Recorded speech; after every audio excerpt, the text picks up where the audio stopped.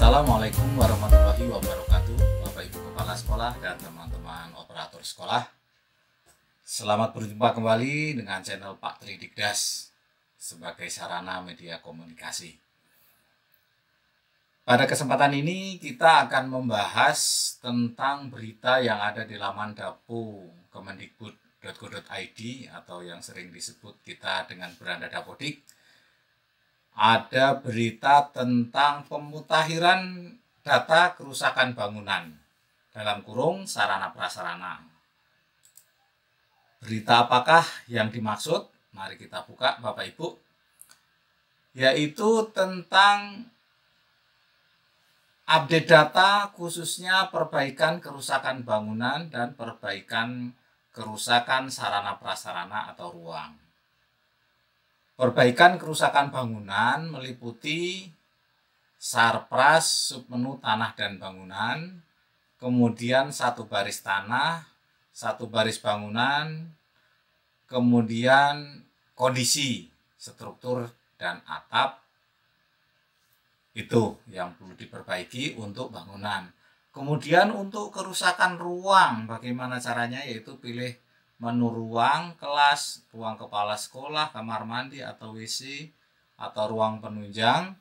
Kemudian klik ikon tersebut, tambah, kemudian pilih ruang, kemudian tinggal kondisi ruang, isi presentase kerusakan dinding, kaca, pintu, kusen, plafon, lantai, utilities, instalasi air, dan finishing, kemudian ketik tombol tutup. Nah, Bapak Ibu, teman-teman operator sekolah, ini data sudah diminta pusat, artinya pusat sudah akan mengambil data cut-off sarana prasarana yang akan digunakan sebagai dasar pengklasifikasian sekolah yang rusak sehingga mendapat bantuan rehab, baik rehab gedung sekolah, ruang kepala sekolah, kamar mandi, ataupun WC.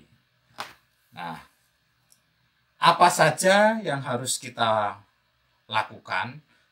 Bagaimana caranya? Maka saya bantu menggunakan slide sebagai berikut. Panduan pemutakhiran data sarana prasarana di Dapodik. Pemutakhiran data sarana prasarana di Dapodik harus valid. Pendata di Dapodik meliputi 1.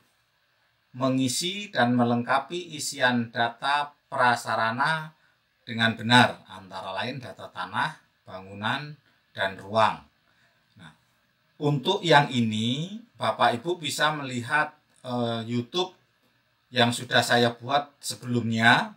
Bapak bisa cari link di deskripsi di bawah video ini. Silahkan Bapak klik, nanti Bapak lihat bagaimana cara memvalidasi tanah dan bangunan. Kemudian yang kedua, mengisi dan melengkapi isian data sarana dengan benar, antara lain alat angkutan dan buku. Nah, ini sarana berikutnya. Kemudian yang ketiga, menjawab pertanyaan kepemilikan terkait sarana prasarana yang terdapat pada tabulasi data dinamis pada menu rinci sekolah. Jadi ini ada tambahan menu pada Dapodik, yaitu tabulasi data dinamis. Oke, alur perekaman data sarpras pada aplikasi Dapodik. Perekaman data sarana prasarana di aplikasi Dapodik dimulai dari perekaman data tanah, selanjutnya data bangunan, kemudian data ruang. Jadi dimulai dari perekaman tanah, kemudian data bangunan, kemudian data ruang. Itu prosedurnya.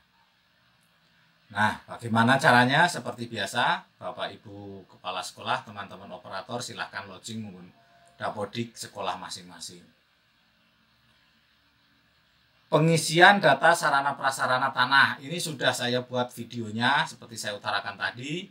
Secara detail Bapak Ibu bisa lihat di link video yang ada di deskripsi di bawah video ini. Silahkan Bapak Ibu buka. Nah, ini pengisian data tanah di Dapodik apabila sekolah Bapak Ibu memiliki 2 sertifikat tanah maka di Dapodik diisikan 2 sertifikat tanah. Ini yang terpenting. Kalau sekolah Bapak Ibu memiliki 1 sertifikat tanah, maka masukkan 1 sertifikat tanah. Nah, kemudian ini isi formulir tanah, ini sudah saya jelaskan di video di bawah itu, di bawah subscribe deskripsi ini, di bawah video ini, silahkan Bapak Ibu buka. Ini juga sudah. Kemudian saya lanjutkan pengisian data prasarana bangunan. Nah, yang dibutuhkan yang pertama adalah peta gedung atau denah sekolah Bapak Ibu. Di sini ada gedung 1, gedung 2, gedung 3, lahan tersedia, lahan upacara, dan lahan parkir. Pengisian data bangunan, contoh penginput data prasarana di aplikasi Dapodik berdasarkan denah di samping. Nah, ini denahnya.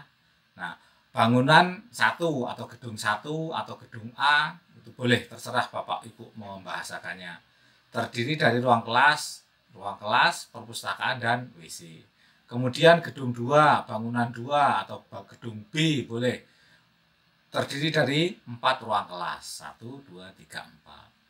Kemudian 3, bangunan 3 terdiri dari ruang guru, tempat ibadah, dan ruang BK.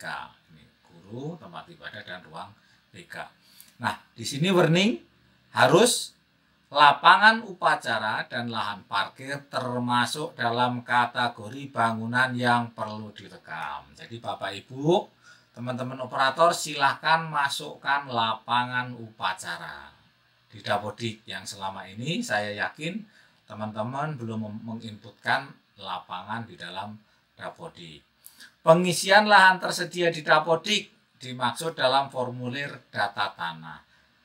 Lahan tersedia ini Bapak Ibu berfungsi apabila Bapak Ibu mengajukan gedung baru, maka harus ada lahan yang tersedia. Biasanya kita inputkan luas tanah dikurangi bangunan-bangunan, itu bisa lahan tersedia, termasuk dikurangi misalnya tanah yang miring yang tidak bisa dipakai, nah itu lahan tersedia. Atau Bapak Ibu ukur halaman yang masih kosong yang bisa Bapak Ibu siapkan untuk pengadaan bangunan gedung baru.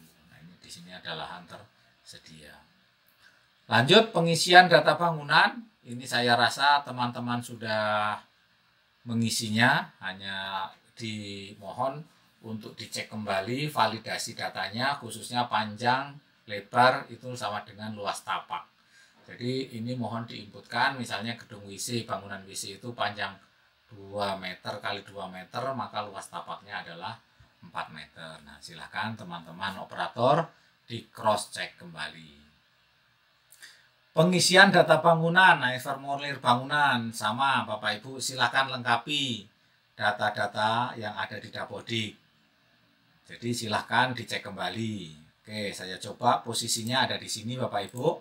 Jadi di sarana prasarana, Bapak Ibu klik tanah. Nah,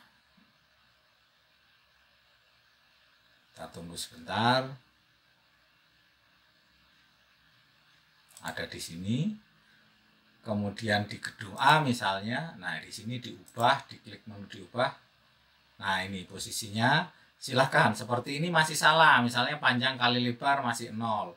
Kemarin yang sudah saya perbaiki adalah misalnya gedung D atau gedung E. Nah ini Bapak Ibu, gedung E kemarin sudah saya perbaiki di dalam YouTube sebelumnya. Nah ini bangunan, tanah letaknya di tanah SMP 2 Ketibung, gedung E, panjangnya 27, lebar 9, total ini luas tapak milik, dibangun tanggal sekian. Nah, kemudian di sini isikan tanggal penggunaannya. Nah, ini formulir yang isian di ruang formulir bangunan. Silakan Bapak Ibu perbaiki datanya. Kemudian selanjutnya definisi kerusakan bangunan. Kerusakan bangunan adalah tidak berfungsinya bangunan atau komponen bangunan akibat penyusutan berakhirnya umur bangunan atau akibat ulah manusia atau perilaku alam seperti beban, fungsinya yang berlebihan, kebakaran, gempa bumi atau sebab lain yang sejenis. Jadi ada 3 diklasifikasikan, yaitu kerusakan ringan, kerusakan sedang, dan kerusakan berat. Nah, ini ilustrasi komponen bangunannya Bapak Ibu, silahkan nanti dipelajari sendiri, yang termasuk atap apa, struktur, pondasi, dinding, kaca, kusen, plafon, lantai, nah, utilities itu perlengkapan, kemudian finishing meliputi finishing langit-langit, finishing dinding, dan finishing kusen pintu. Jadi nanti dalam menghitung kerusakan, inilah komponen-komponen yang harus dihitung kerusakannya. Kita lanjut. Nah, ini alur penilaian kerusakan. Ini tidak terlalu penting kita bahas karena ini hanya alurnya saja, tetapi kalau memang mau ini kan dimulai dari pengecekan kondisi fisik. Jadi penilaian tingkat kerusakan dilakukan masing-masing masa bangunan. Bila terdapat lebih dari satu masa bangunan, maka sekolah memiliki tingkat kerusakan lebih dari satu. Angka persentase yang dihasilkan tidak berkaitan dengan pembiayaan. Jadi kerusakan tidak ada hubungannya dengan jumlah biaya yang dibutuhkan. Berbeda cara penafsirannya. Bila kerusakan struktur sudah mencapai rusak berat, perhitungan tidak perlu dilanjutkan. Satu masa bangunan dikatakan rusak berat jika jumlah kerusakan komponen elemen masa bangunan lebih besar dari 45%. Atau kerusakan komponen struktur lebih dari 30%. Nah, kita lanjut. Pengisian data sarana prasarana. Jadi setelah gedung diinput, tadi kita kembali ke ruang. Nah, yang perlu kita ketahui bersama dalam pengisian ruang adalah operator satuan pendidikan memastikan isi formulir setiap ruang telah berisi dengan lengkap, yaitu melalui klik tombol ubah. Jadi di sini Bapak Ibu di menu ruang, ya di sini, kemudian diklik di ruang kelas. Misalnya kita ada pilihan, ada ruang kelas, ruang kepala sekolah, laboratorium. Jadi misalnya kita mau ngeklik ruang kelas, nah di sini kemudian diubah. Nah di sini strukturnya ini dilengkapi dulu isiannya. Kemudian diklik nanti kalau sudah disimpan, isikan dengan benar, kemudian diklik di kondisi ruang.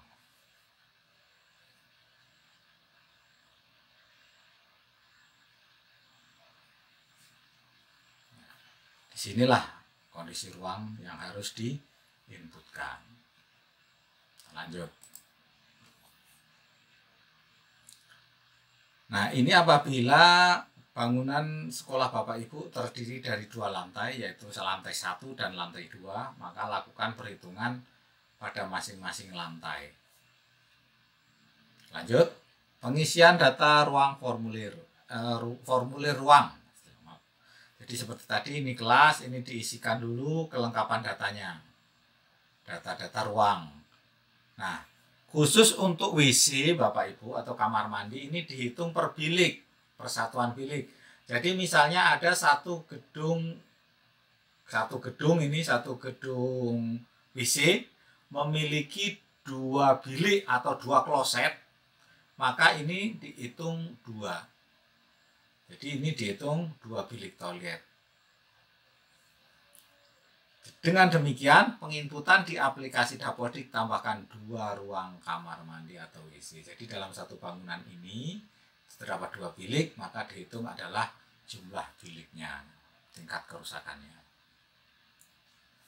Ini ada WC 1 dan WC 2. Kita lihat bilik 1, bilik 2 ini. Jadi ini satu bangunan utuh memiliki 2 kloset atau 2 bilik, maka penginputannya adalah 2 bilik. Nah, ini jenjang untuk SMK, kita lanjut. Pengisian data subruang untuk SMK, kita lanjut. Pengisian sarana prasarana alat. Nah, ini hanya alat. Apabila masih berwarna seperti ini, maka data belum diinputkan, maka ini di warning. Nah, Bapak Ibu operator sekolah, apabila memang di dalam ruangan Bapak Ibu ini ada sarana prasarana dimaksud, mohon untuk diisikan. Misalnya meja berapa, meja siswa, meja kursi, meja guru, kursi guru, lemari, papan board, dan lain-lain. Silakan diinputkan di sini. Kemudian pengisian data sarana prasarana, cara pengisiannya, pilih jenis data sarana yang ingin dilengkapi tadi, yang sudah saya jelaskan di sini tadi penginputannya. Kalau di sarananya, di sini kita lihat di ubah tadi, ini formulirnya. Saya ulangi lagi, ini formulirnya. Kemudian kondisi ruang ini adalah formulir kerusakan gedungnya. Di sini yang diinputkan tadi sarana prasarananya. Kita lanjut.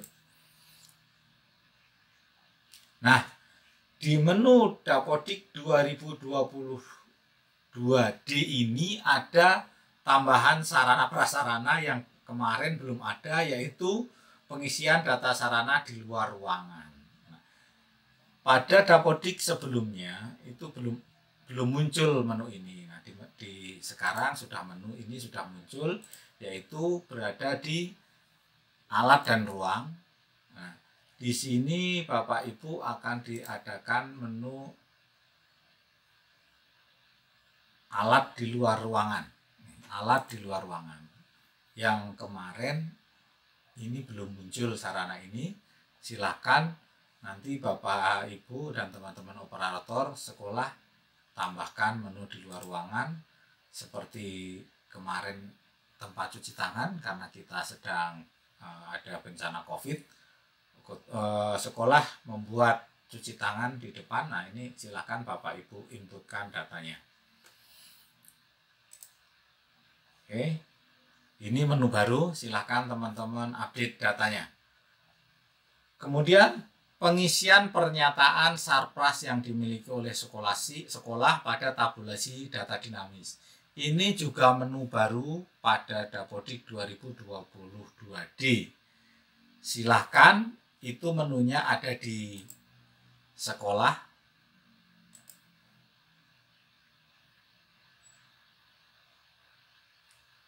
Kemudian di data dinamis di sini.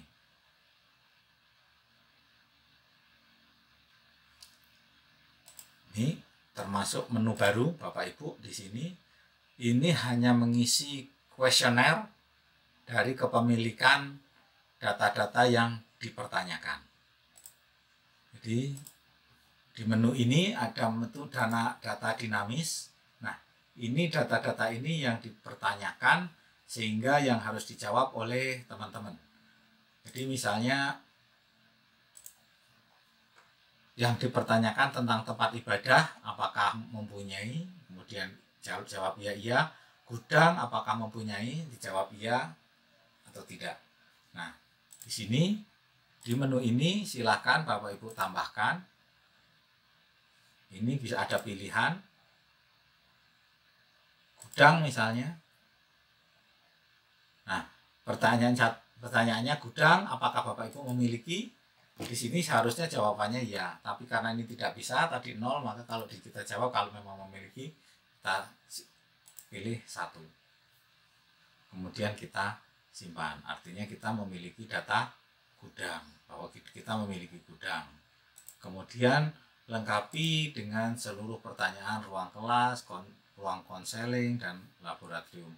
Pastikan sarana-sarana yang ditanyakan ini statusnya di formulir ruangan adalah status milik. Jadi status di sini adalah status milik.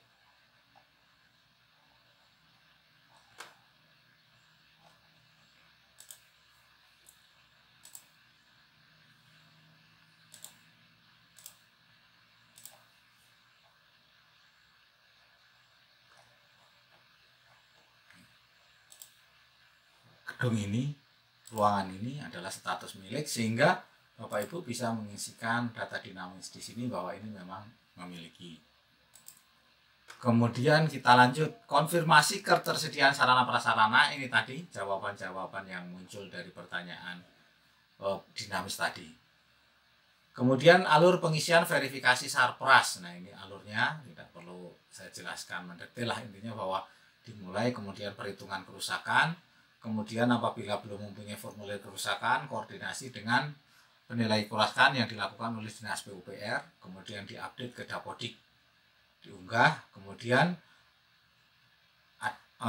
setelah diunggah ada verifikasi dari dinas, kemudian disimpan verifikasi dari dinas.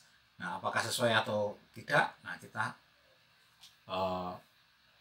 selesai setelah diverifikasi oleh dinas. Kemudian penguploadan dokumen, Bapak Ibu. Penguploadan dokumen ini sangat penting. Dokumen ini adalah dokumen kerusakan gedung. Dokumen kerusakan gedung, maka kita perlu masuk ke web SP menggunakan login SSO.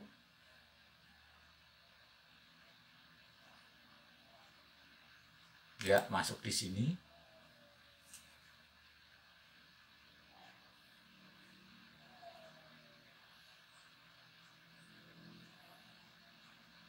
Nah, di sini ada di menu Sarpras.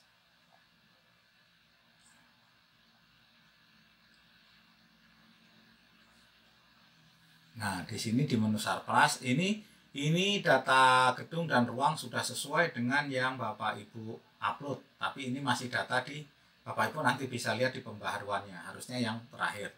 Kemudian di sini cek Sarprasnya, mana yang Bapak Ibu miliki, mana yang tidak. Kemudian silahkan upload berkas. Nah, di-upload berkas bobot kerusakan berapa, di sini di-upload berkasnya.